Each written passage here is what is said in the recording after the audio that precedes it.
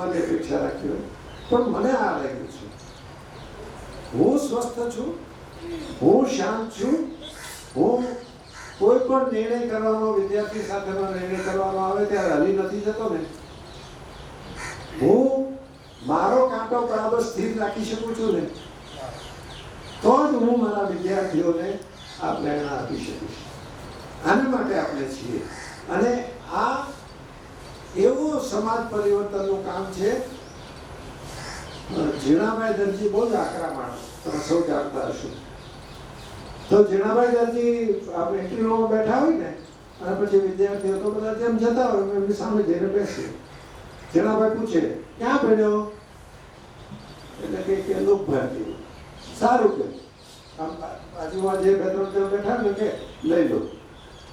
હવે આ કઈ ઇન્ટરવ્યુ થયો? કારણ કે લોક ભારતીએ એવી રીતે કામ કર્યું છે. લોક ભારતીએ વિદ્યાર્થીઓને એવી રીતે તૈયાર કર્યા. એટલે લોક ભારતીમાં રાત્રે 10:30 વાગે 11 વાગે એનો આચાર્ય પરોઠી વાળીને વિદ્યાર્થીઓને સમજાવતો હોય કે આપણાથી હડતાળ ન પડાય, કાલે તમે શ્રમ કામ શરૂ કરી દો. એ ઘટના ત્યારે બને છે કે આચાર્યને પત્ની, બાળકો, ટીવી, વર્કશોપની કંઈક વસ્તુ એની કરતા વિદ્યાર્થી અગત્યનો લાગતો હોય. આ આપણું કામ છે. આ રીતે આપણે પરિવર્તન કરી શકીએ છીએ. આપ સૌનો ખૂબ ખૂબ આભાર. મેં શક્ય એટલી ટૂંકમાં પણ વિગતે વાત કરી. મને અહીંયા બોલાવવા માટે આભાર નહીં માનો. હું તમારા પૈકીનો છું.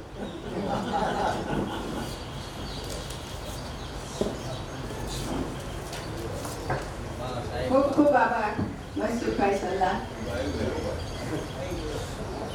સમાજ અત્યારે કઈ દિશામાં છે, કઈ દિશામાં સમાજને લઈ જવો જોઈએ,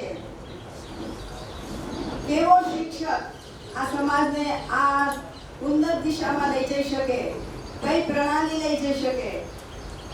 અને આપણે સૌ શિક્ષકો છીએ તો આપણને ખૂબ બધી પ્રેરણા મળે એવું સુંદર વક્તવ્ય શ્રી મનસુખભાઈ સલાહે આપ્યું. એમનો ખૂબ ખૂબ આભાર. રઘુવીરભાઈની ઓળખાણ આપવી પડે એવું આ બધા શિક્ષકોમાંથી લગભગ કોઈ નથી. જ્ઞાનપીઠ પુરસ્કાર એવોર્ડ વિજેતા હમણાં સલાહભાઈ કીધું કે આ જ મોટા મોટો એવોર્ડ છે. રઘુવીરભાઈ ચૌધરી એ આપણને સૌને ખબર છે, કવિ છે, લેખક છે, નવલકથાકાર છે, નાટ્યકાર છે, ચરિત્ર લેખક છે, શિક્ષક છે, અને ખાસ તો ધરતી સાથે જીવંત સંપર્ક રાખનાર એક સક્રિય ખેડૂત છે. એમના જીવન જન્મ વિશે આપણે સૌ જાણીએ છીએ એટલે આપણે એની વાત કરતા નથી, પણ એમણે જે સર્જન કર્યું છે, લગભગ 70 પુસ્તકો લખ્યા છે. સ્વાભાવિક છે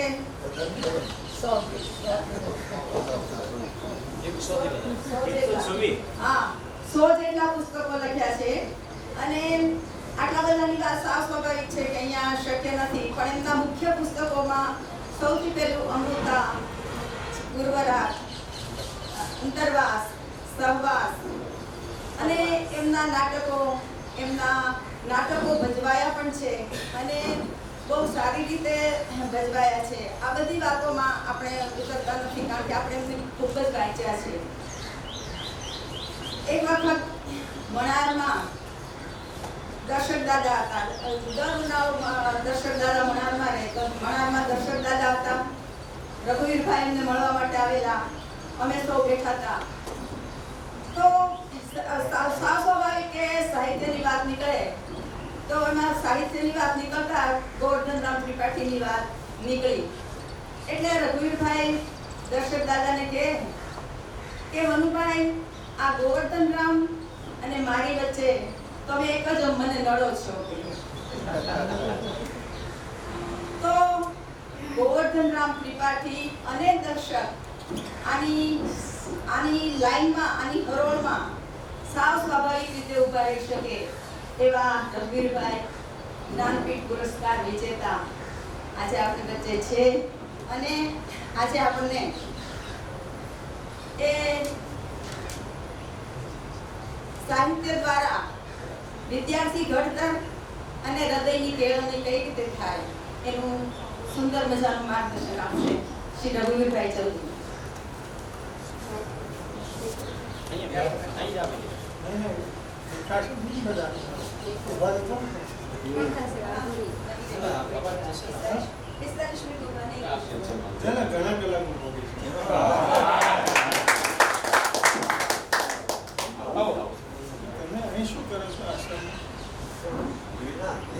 આજે અહીંયા આ નિમિત્તે યશવંતભાઈની દીકરી છે. યશવંતભાઈ ચૌધરીની દીકરી.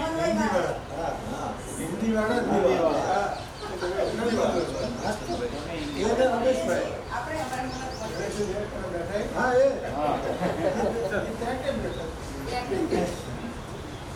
ફોટા પાડે આટલા બધા ફોટા પાડનારા દૂર રાખ્યો આમનો ફોટો પાડવા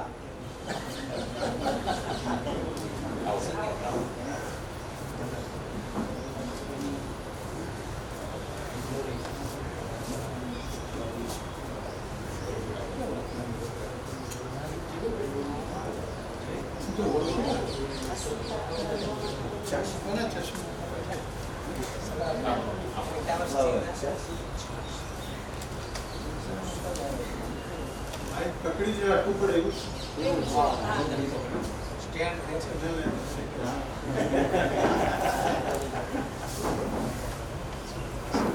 આ વ્યવસ્થા બીજી રીતે થઈ શકે વચ્ચે પટકા હોય ને બે બાજુ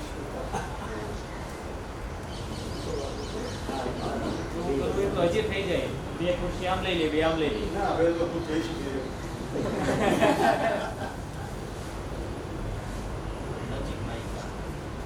હમણાં ઘણા વખતથી બે સારી નથી એટલા જતો નથી. આ તો નિર્ણય મનસુભાઈ જ કરેલો. વિષય શું છે તો હાલ મેં સાંભળ્યું હૃદય પરિવર્તન કેવું સાહિત્ય દ્વારા હૃદયની કેળવણી.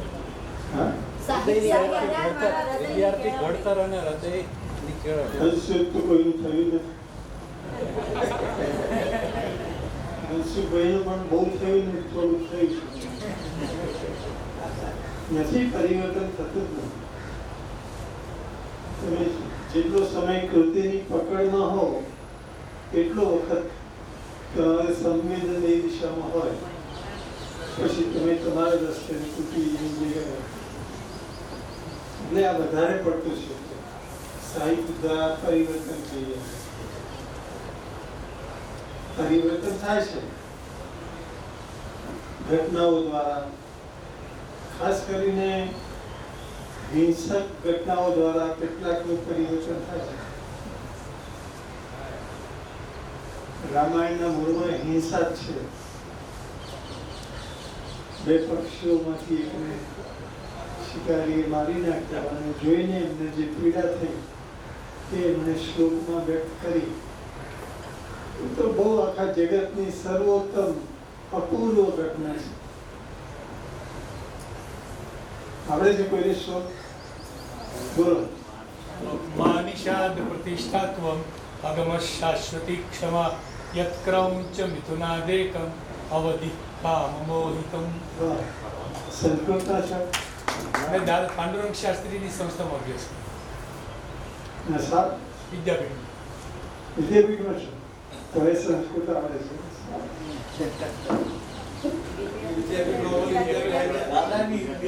પાંડુરંગ દાદા પાંડુરંગ તત્વજ્ઞાન વિદ્યાપીઠ પાંડુરંગ દાદા થાણા થાણા. ત્યાં તમે શું કરો? ત્યાં 7 વર્ષ અભ્યાસ કરેલો. હા અત્યારે શિક્ષક. અત્યારે તો સુરતમાં શિક્ષક. બરાબર. એ વિદ્યાપીઠ સારી છે. હું ગયેલો છું. બધા લેખકો અમે ગયેલા. ત્યારે મુંબઈના છાપાએ અમારી વિરુદ્ધ લેખ લખેલો. આ કેવા લેખકો છે કે તત્વજ્ઞાનીને ત્યાં જાય છે. એમ તો પ્રાચીન સાહિત્યમાં તત્વજ્ઞાન પણ ભણવામાં આવતું જ હતું. દર્શન જે કંઈ છે દર્શન કહેવાય છે તેનો અભ્યાસ થતો. એ શિક્ષણ જે હતું ને એ વ્યક્તિ વચ્ચેના સંવાદ રૂપે હતું. અને ઘણી વાર તો શિક્ષક હોય એક વાત બોલે, વિદ્યાર્થી બે વાત બોલે, એટલે યાદ રહી જાય, સીધું આત્મસાત જ કરવાનું, નોટમાં લખીને ગોખવાનું. એટલે ગુરુકુળ એ જે પ્રાચીન કાળમાં હતું ને એ તો બહુ અનન્ય હતું. અત્યારે ગુરુકુળ એ નિવાસની વ્યવસ્થા ને બધું આપે છે, બરાબર, એ પણ થાય તો સારું છે. એટલે જે પ્રાચીન શિક્ષણ હતું, ગુરુ અને શિષ્ય વચ્ચે સીધા સંવાદ રૂપે, એ બહુ મહત્વનું. પછી જે પરોક્ષ પરિસ્થિતિ ઊભી થઈ, શિક્ષક બોલ્યો હોય એની ચોપડી હોય કે એની નોટ હોય, અને પછી ગોખીની પરીક્ષામાં જેવું આવડે એવું લખે. આ જે પરોક્ષ પદ્ધતિ આવીને એ સફળ નથી થઈ, પણ એ ચાલે છે અત્યારે. ભાષાઓ, ઇતિહાસ, ભૂગોળ, ગણિત, વિજ્ઞાન, આ દરેક જુદી જુદી રીતે ભણાવાય છે. તમે બધા ભણાવતા જ હશો, પણ એથી બધું આત્મસાત થાય છે કે નહીં તો તમને વધારે ખબર. હું તો સીધો જ કોલેજમાં ભણાવવા ગયો અને જે કંઈ થાય તે કર્યું. નિવૃત્ત થયો ત્યારે પણ કંઈ વિશેષ અનુભવ નથી, પણ વાંચતો લખતો રહ્યો. નર્મદભાઈ જેવા તો કેટલા 50 વર્ષથી ઓળખે હું એમને આ ધંધો કર્યા જ કરે છે પહેલાથી. અને ઉત્તર ગુજરાતમાં એમણે સૌથી વધારે શિબિરો કરી છે. એમ બધા આવે, બધા બોલે. પછી મોતીભાઈ ચૌધરીને કારણે, બીજા કેટલાકને કારણે હું સેવાદળમાં સક્રિય થયો. એટલે સેવાદળમાં શ્રમ, જ્ઞાન, મનોરંજન એ બધું હોય. એટલે સેવાદળની શિબિરો એક પ્રકારનું શિક્ષણ જ હતું. હવે તો એ સેવાદળ નથી રહ્યું, શિક્ષણ નથી રહ્યું. આજે નઈ તાલીમની સંસ્થાઓ છે, એમાં કદાચ ભાંગી તૂટી પણ લોકભારતી હતું, નઈ તાલીમનું શિક્ષણ આપે છે. ગ્રામ ભારતીમાં અમે પ્રયત્ન કરીએ છીએ, જારી થતું નથી. આ ગુજરાતમાં આવી 15-20 સંસ્થાઓ છે જે નઈ તાલીમની રીતે કામ કરવા પ્રયત્ન કરતી હોય. હવે આ જે નવી શિક્ષણ નીતિ આવી છે અથવા આવી રહી છે, એના મૂળમાં નઈ તાલીમ છે એમ જાણકાર છે. એનો પાયો જીવનલક્ષી શિક્ષણનો છે. એ થાય તો સારું, અઘરું છે. અત્યારે બધું સહેલાઈથી, ઓછી મહેનતે વધુ સારું પરિણામ મેળવવું એ પ્રયાસ રહ્યો છે. અને મા બાપ એમાં પોતાના સંતાનોથી પણ વધારે ઉત્સાહ ધરાવે છે. એટલે બાળકોની કેળવણી એકાંગી રહેતી રહે છે. મનસુખભાઈએ ઘણું કર્યું. મને અતુલભાઈના ભાષણમાં બરોબર રસ પડ્યો. આ સંસ્થા વિશે હું બધું જાણતો હોય એવું માનું છું. મારા પત્ની પણ 2 મહિના ભણી ગયેલા, પણ અતુલભાઈ રખડતા ફરતા હાલતા ફેલાતા અહીં આવે અને છરે આવે. હવે અહીંથી જતા નહીં કે તમારા જેવા માણસની જરૂર છે. એટલે સારું બોલ્યા અને ઘણી બધી વિગતો એમણે ભારપૂર્વક કહી, જે આશ્રમનો પરિચય આપે છે અને ગાંધીજીનો પરિચય આપે છે. ગાંધીજીનો પરિચય હું 85 વર્ષ, એટલે પહેલા 5 બાદ ગયો તો 80 વર્ષથી મેળવી રહ્યો છું, પણ અધૂરો જ રહે છે. ગાંધીને પૂરા કેવી રીતે પામી શકાય, કેવો માણસ થઈ શકે એ કલ્પવું જ અઘરું છે. એવો એક માણસ થયો ભારતમાં, ગુજરાતમાં, નદીને કિનારે, પોરબંદરનું દરિયો અને એની નદી બેનો ફાળો છે. એટલે આવો માણસ થયો. એક માણસ કેટલું કામ કરી શકે અને સૌથી વધુ ભણેલા, તાર્કિક રીતે વાત કરનાર એવા માણસો પણ એની આગળ શિષ્ય થઈને બેસતા. તમે કલ્પી શકો છો કે સરદાર અને નહેરુ બંને જેની પાસે નમ્રતાથી બેઠા હોય, કલ્પવું પણ અશક્ય છે, પણ એમ જ થયું. અને આમ તો એમને ચાલ્યું હતું ભાગલા ન પડવાનું. ગાંધી વિચાર તો આજે પણ કહે છે કે ભાગલાથી બહુ નુકસાન થયું. પણ નહેરુ સરદારને બીજા લોકોને છૂટકો ન લાગ્યો કે બધું હિંસા થાય એને બધું ચલો પહેલા છૂટા પડી. ભારતને તો નુકસાન થયું, પણ પાકિસ્તાનને તો એથી ઘણું વધારે નુકસાન થયું. હજુ કળ વળતી નથી અને અહિંસા ત્યાં કોઈને સ્પષ્ટી નથી એવું આપણે છાપાઓ દ્વારા જાણીએ. પણ ભારતમાં વધતે ઓછે અંશે પણ અહિંસા રહી છે. એનું કારણ અહીં ગામડામાં વસ્તી વધારે છે. ગામડામાં માણસો લડે તો પાછા ભેગા થઈને બેસે. હજુ થયો પણ ગામના ઉઠલે પછી ભેગા થઈને ચલન પીવે. એટલે ગામડાનો દેશ હોવાથી અહીં પ્રમાણમાં અહિંસા ટકી રહી છે.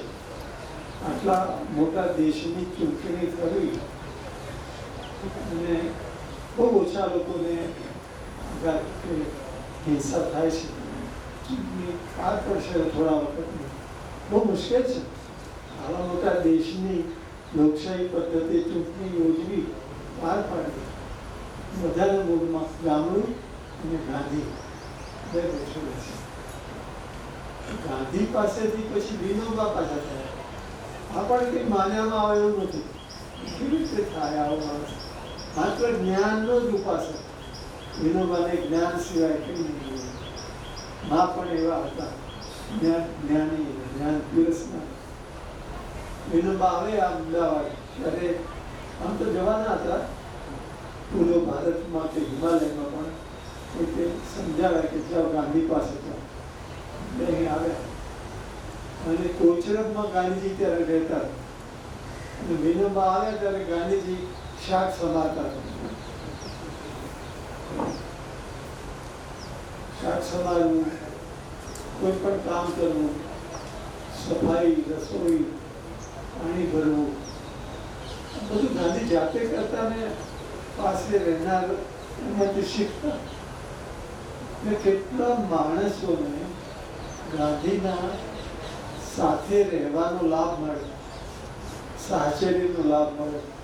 સત્સંગ તો મોટો શબ્દ છે, ગાંધીનું સાહચર્ય એ બહુ જ પ્રભાવક હતું.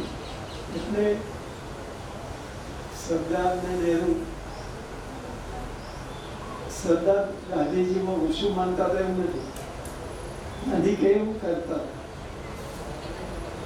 આવા આજ્ઞાકીય શિષ્ય તો નહેરુ પણ નહોતા. નહેરુ પણ અપરાઈને ઉભા થઈ જતા, પણ સરદારે ન માનતા હોય તો પણ ગુરુએ કહ્યું તે કર્યું. ગજબ હતા સરદાર. એ આખું કુટુંબ, એમના ભાઈ પણ એટલા સારા. અને બંગાળના લોકો ગાંધીજીથી એ વખતે ઘણા પ્રભાવિત થયા.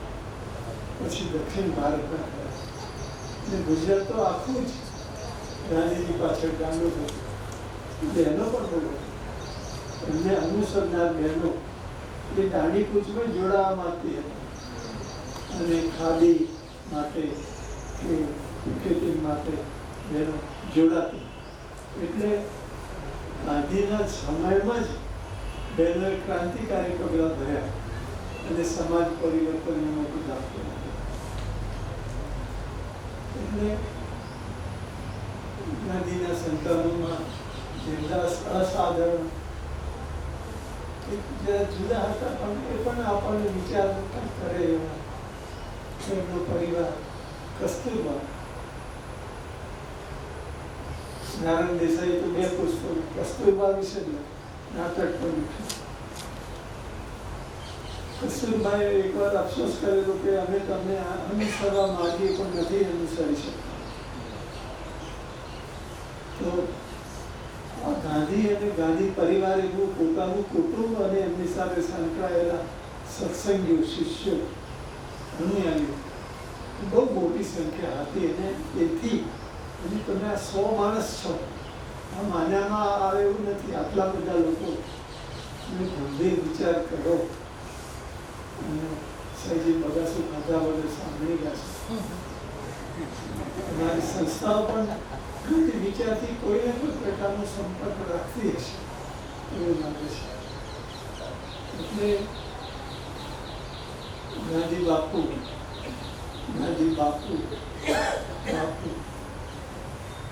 માન આપવા માટે આ બાપુ શબ્દ કેટલો અમારે ત્યાં મોટી વેચો બાપુ કહેતા હતા. ઘણા ગુણ મોટી ભાઈમાં ગાંધીજીના આપણે જોયા છે. પછી કોંગ્રેસે ગાંધીજીને સ્વીકારવા પ્રયત્ન બહુ કર્યો અને થોડા વર્ષ તો કોંગ્રેસ સેવાદળ ગાંધી વિચારથી ચાલ્યું. પછી સેવાદળ અટકી ગઈ. હવે કોંગ્રેસ આવી પણ સફળ ન થયું. એટલે કોંગ્રેસ છે ને પ્રભાવક નથી. આજે જો દેશની નિયતિ બગડી હોય, ભવિષ્ય બગડ્યું હોય તો કોંગ્રેસનો અસ્ત એ છે કેવો પક્ષ હતો, આજે શું થયું.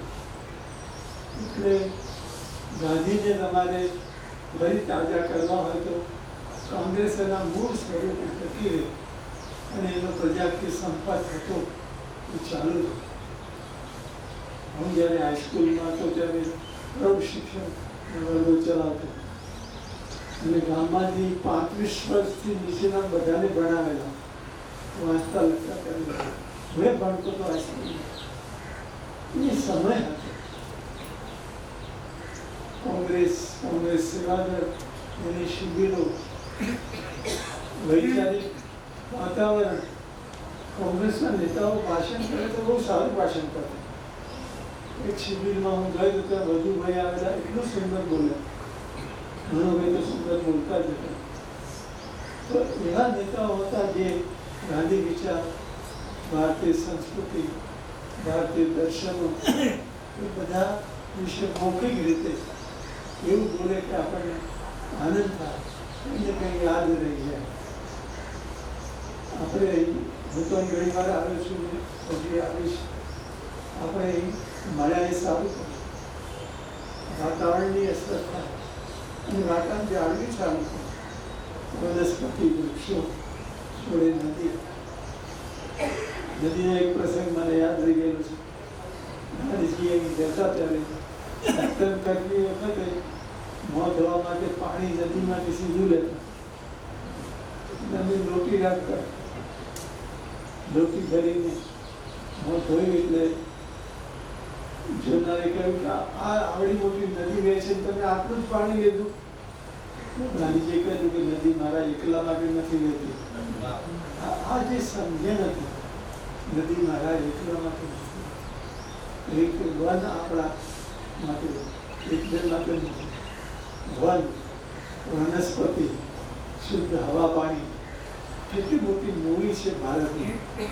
એ બધા સાથે આપણે સંકળાઈ અને આપણી શાળાઓને પણ વનશ્રીથી શોધતી કરી વિદ્યાર્થીઓને રસપણે ઉછેરવામાં એ માટે પ્રયત્ન કરી.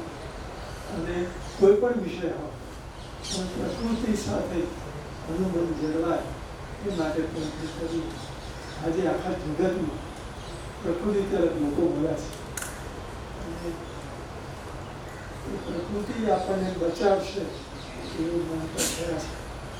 એટલે અમે આવી સરસ સુંદર જગ્યાએ ગાંધીજીને તમે યાદ કરો, માતાનો હતો યાદ આવી જાય એવી જગ્યાએ અને અતુલભાઈ અને મનસુખભાઈ જ્યાં બોલનારા મનસુખભાઈ બધું ચાલુ બોલતા હતા. એમને તે જ બોલવાનું લખાય છે એવડે સરળ અતુલભાઈ પણ સારું બોલ્યા. મનોહર તમે બોલો, ભાષણ કરવાના તમે અને કરવાના બેસવું પડે. બે ભાઈઓ સાથે આવે છે. એમાં કેટલાય હશે બે ભાઈઓ. મનસુખભાઈ પણ એની દીકરી સાથે આવે છે.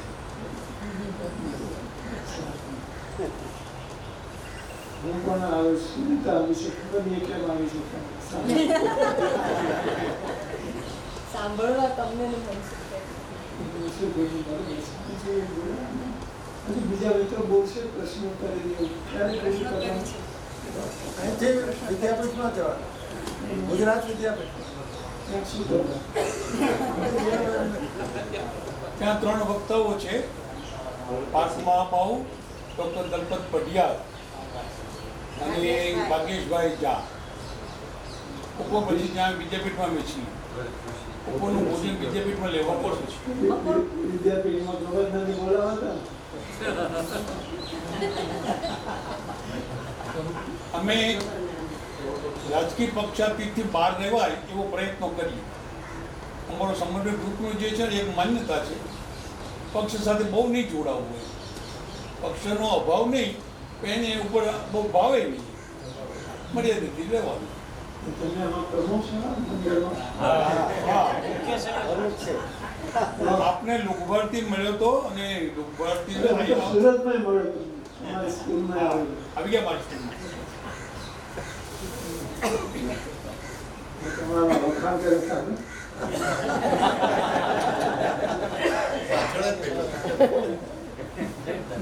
જબ્બો ખાધી નથી. અમે લોકભારતીવાળા ખાલી છોડતા નથી, પહેરીએ. ને અમને આખા કુટુંબને ઓળખીશું. એમની બેન પણ મારી વિદ્યાર્થી. દાદીના સારા કપડાં પહેરે. બહુ મોટી વક્તા છો કાયમી નહીં. આપણે ક્યારેક ગોષ્ઠી મળે પછી બોલાવજો, સોનલને.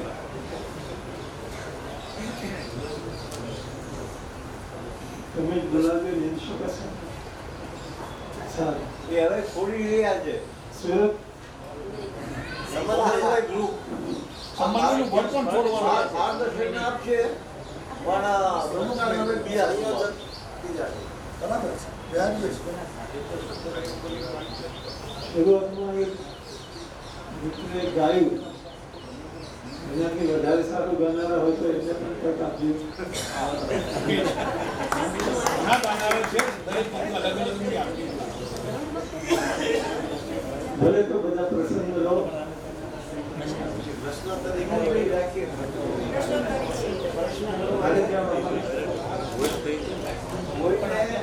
કોઈને પ્રશ્ન કરવા હોય તો ભાઈ માને તો એ મિત્રો કોઈ પ્રશ્ન કરે અને તમે એમને કે ભાઈ પ્રશ્ન કોઈને કરવો હોય તો અને રઘુભાઈ બેસી જાય એવું આપણે કહીએ. તાત્કાલિક અને ટૂંકો પ્રશ્ન. દયાળુ છે. એ પ્રશ્ન બહુ નહીં કરતા એટલે ઉભો રહીશ. તમે શું બોલો, તમે પૂછો.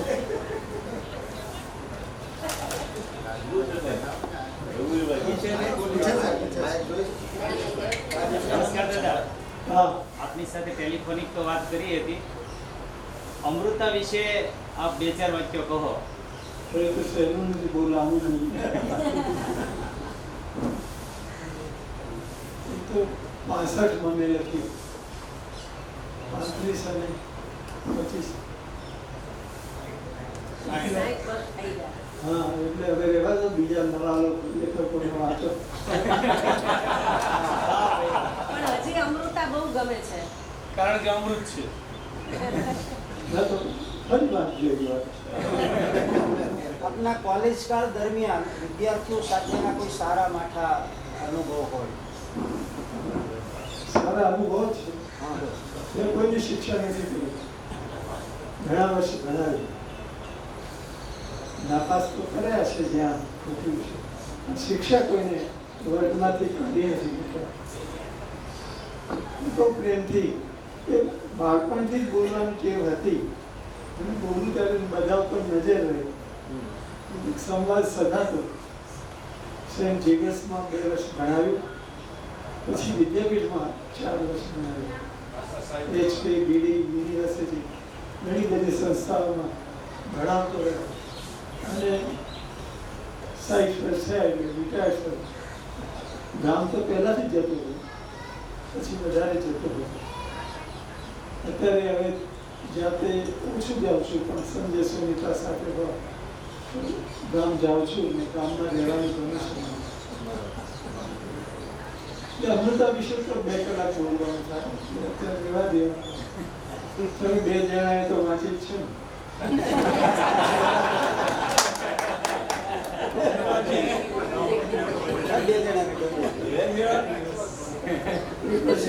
બીજા કોઈ બોલતા નથી એટલે એમ માનવાનું કે 2 જણાએ વાંચી છે ઘણા.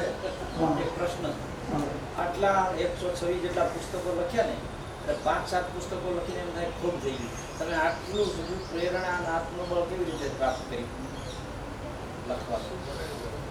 આમ તો શરીર બળ જ જોઈએ, થાકે નહીં ત્યાં સુધી. એ સમય તો ખબર નહીં, લખ્યા જ કરતો 12-14 કલાક. કુદરતી હશે કેટલું? 170 પુસ્તકો છે. 170 એમાં કેટલાક સારા પણ છે, બધા તો ક્યાંથી સારા હોય.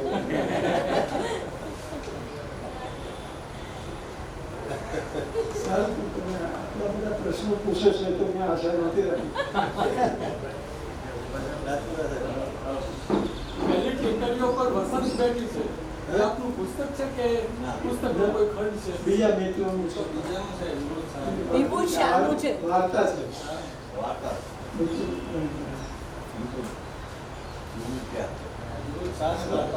સારું, લેખક તમને યાદ નથી, પણ વાર્તાનું શીર્ષક યાદ છે. સારું.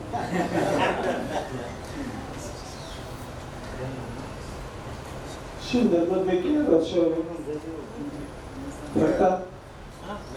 ફરતા રહો છો કે? સારું. આ બધા અલગ અલગ જગ્યાએ જવા માટે કેન્દ્રીય જગ્યાએ જોઈએ, બરોબર.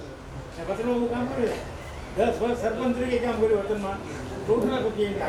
સારું, આપણે જે મૃત્યુને પણ ત્યાં કામમાં બોલાઈ અને રમેશભાઈ ઉભા થયા હતા. નઈ તાલીમનો નિવૃત્ત શિક્ષક તો છું, પણ અમને ચિંતા છે. આપ ઘણી જગ્યાએ નઈ તાલીમની શાળાઓમાં જાઓ છો, ગયા છો, તો આવી રીતે આવનારું ભવિષ્યમાં અમારે શું કરવા જેવું રહેશે? આપને કહેવા જેવું કે ભાઈ આ જીવતું રાખવા માટે શું કરીએ તો સારું લાગે? આપણે બધા 10-15 વર્ષના ગ્રાહક છીએ, પછી નવા લોકોમાં કંઈક ઉત્સાહ આવશે, નવા વિચારો આવશે, પ્રેરણા મળશે, માણસો પ્રયોગો કરશે, એટલે સમાજમાં તો સજીવતા વ્યાપતી રહેશે. નઈ તાલીમ વિશે બહુ તમે અભ્યાસ નથી કર્યો, મેં નથી કર્યો. એમ કહે છે કે નઈ તાલીમની આ નવી શિક્ષણ નીકળે, એ નઈ તાલીમમાં બહુ સામ્ય છે. એટલે જોઈએ હવે બધું શું આવે છે. એકાદ સેમિનાર રાખવાનું તમે નવી સરકારે નક્કી કરેલી નવી શિક્ષણ નીતિ એ ઉત્પાદક છે કે શું છે? ચર્ચા કરી લીધી છે, હા, અમારે પહેલામાં થતી હોય છે. આ તો મનસુખભાઈનું છે સામે કેળવણી બીમાર એમાં લખો. અત્યારે તો હું 2-3 જણા જ લખનારા છે, પણ તમે પણ લખો.